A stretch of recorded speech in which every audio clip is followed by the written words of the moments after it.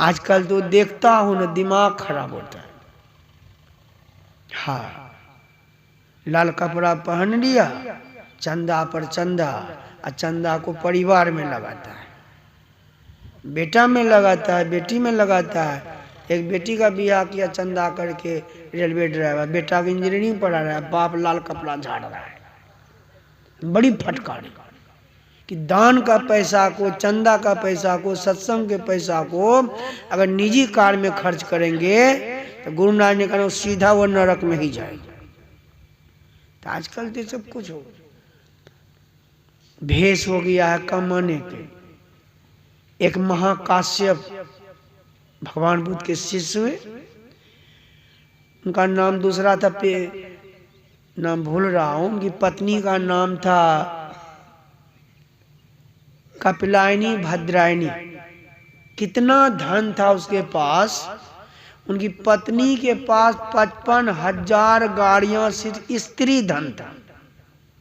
अनुमान कीजिए संपत्ति कितनी होगी, सिर्फ स्त्री धन यानी गहना जेवर। उनकी पत्नी के पास कितना, 55,000 गाड़ी। इतना वैभवशाली जीवन, लेकिन उसको वैभव से बचपन से ही वैराग था, पति पत्नी दोनों। जब तक माता पिता जीवित रहे तब तक वो रहे घर में, अब माता पिता का शरीर छोड़ दोनों एक दिन घर से निकल, अपार संपत्ति को त्याग कर। एक जगह पर 2 रास्ता फटता था, तो वहां पर वो काश्यप खड़े हो गए, महाकाश्यप। पत्नी पूछती आर्य क्यों ठहर गए? कहा तुम स्त्री को एक सन्यासी के साथ देखकर लोगों के मन में पाप भावना उठेगा कि सन्यासी होकर स्त्री का मुंह नहीं छोड़ सका, लोग नरगामी बनेंगे। तो पत्नी भी कहा आ रही, एक सन्यासी को स्त्री का संग नहीं होना चाहिए। प्रदक्षिणा करके प्रणाम करती है, कहती आज से यह संबंध जो था टूट जाएगा। एक चले गए उस रास्ते पर, अब पत्नी चली गई दूसरे रास्ते। इतना बैराग। अब भगवान बुद्ध राजगीर में बैठे थे, उसका अगवानी करने के लिए किसी भिक्षुओं से नहीं कहा, सीधा चल पड़े और रास्ता में आसन जमा के बैठ गए। और उसी रास्ते में उनको भेंट हुई। इतना बैराग, 5 दिनों में ही अरहत को प्राप्त किया, ज्ञान को। कितना बैराग था। 55,000 स्त्री धन से, खेती बाड़ी पैसा तो कुछ था ही पता नहीं। तो सब संपत्ति का त्याग कर क्यों नहीं ज्ञान होगा? तो यहां देने वाले भी और लेने वाले भी घरे में रहेगा। और देखिए रहे पैसा कैसे हो जाए, दक्षिणा और परिवार में ज्ञान होगा कि पापे कमा रहा है। हम ही सब बोलते हैं, माने या न माने, दुख हो या सुख से हमको कोई लेना देना नहीं। मतलब चातक के जैसा हमारा संकल्प होना चाहिए, एक ही कामना, तब हमारी दृष्टि अंधकार रूप बादल में स्थिर रहेगी। जैसे चातक की दृष्टि बादल में स्थिर रहती है, कहीं नहीं जाती है, इसी तरह से हमारी भी दृष्टि भी अंधकार रूप बादल में स्थिर होगी। नहीं होगी सो बात नहीं। अदृष्टि का संकोचन करेंगे, ख्यालों का सिमटाव, दृष्टि का संकोचन, ये परिमाण बिल्कुल खत्म होगा। नहीं होगा सो नहीं। जब अंधकार का परिमाण सिमट कर सन्मुख खत्म हो जाएगा, तब दोनों धारें हमारी टकराएगी, जुड़ी नहीं रहेगी। कि दृष्टि हमारी चंचल है ना, बहुत संभाल कर रखेंगे तो इस तरह की अनुभूति होगी। कि दृष्टि अभी चंचल है, पसर जाएगी।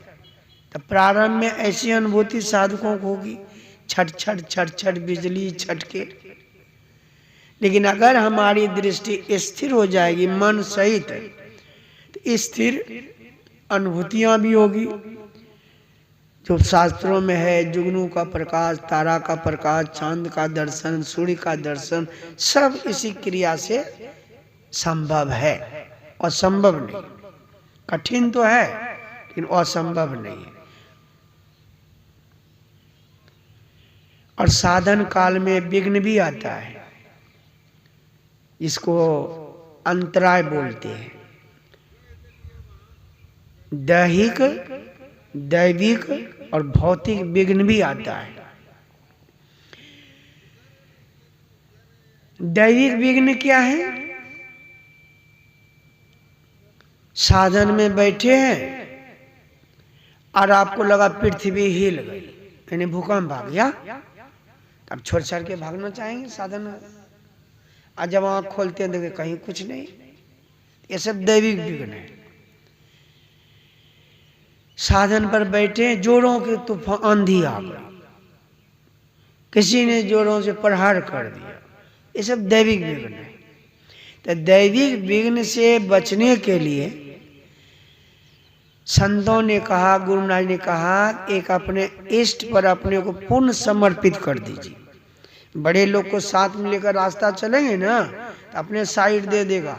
छोटा मोटा आदमी जो है ना विघ्न डाल, वो अपने साइड, अरे भाई बड़का आदमी के साथ चले छो। तो जो अपने को पूर्ण रूप से संसदों के चरणों में समर्पित कर देता है तो दैविक विघ्न से वह साधक बचा रहता, बच जाता है। भौतिक विघ्न, जीव से जीव को कष्ट। साधना में बैठे, मोबाइल आ गया, रिंग हो गया, किवाड़ किसी ने ठकठका दिया, परिवार में विद्रोह हो गया, लड़ाई झगड़ा हो गया उसी समय, ये सब भौतिक कष्ट। इससे बचने के लिए संतों ने कहा दृढ़ संकल्प लेकर के बैठिए, कुछ भी हो जा, आग लगे बज्जर गिरे, हमको इतना देर तक साधना में बैठना है। साहब मिले सबूरी में, सब्र धैर्य धारण करने में परमात्मा की प्राप्ति होती है, कबीर साहब ने कहा। भगवान बुद्ध ने भी यही किया था। कितना वैराग था, कितना अपार संपत्ति को भगवान बुद्ध ने छोड़ा, उसके सामने हम लोग क्या है? सारा धन संपत्ति छोड़ के, शरीर को भी इतना, शरीर की चिंता नहीं, 6 महीना तो इतना शरीर को सुखाया, कभी एक बेर खा के रह जाता था, कभी जंगल में बछड़े का गोबर खा के रह जाता, ऐसा उन्होंने आनंद से कहा। एक बेर खा के रह जाता, गांव नगर में प्रवेश नहीं करता था, क्योंकि विषयी लोगों को पर दृष्टि चली जाएगी तो मन पर असर करेगा।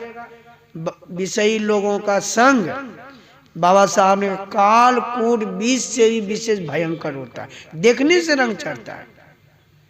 क्यों 22-22 घंटा तक गुरु महाराज जी कुआं में रहते थे, सिकलीगढ़ धरारा में, बिहार में। 2 घंटे के लिए निकलते दैनिक कार्य के लिए 12 बजे रात में, दिन में नहीं, क्योंकि दिन में निकलूंगा विषय के लोगों के ऊपर दृष्टि चली जाएगी, देखने से रंग चढ़ जाएगा। तो ये स्थिति होती है साधक। भगवान बुद्ध ने भी कहा, एक बेर खा के रह जाता था, बछड़े का गोबर खा के रह जाता, लेकिन गांव नगर में नहीं जाता था। 6 महीना तक इतना शरीर को सुखाया कि शरीर भयावह काला दिखाई पड़ता था, डरावना। लेकिन उनके पास भी बहुमार आया, इतना बैराग, शरीर को इतना सुखाया, लेकिन उनके सामने भी बहुमार आया। संशय नदी अगाड़ी बहती, विषम धार जल जोर, ये अंदर में सबको आता, सब काहू को हो तो तन मन पसरे जाए।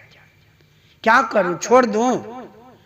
इतना बड़ा राजपाट को छोड़ा, कठिन कठिन मार्गों को तय किया, शरीर को सुखा के हार कर दिया, फिर भी अंतः प्रकाश का दर्शन नहीं, सामने बहुमार आता है। क्या छोड़ दूं इस काम को?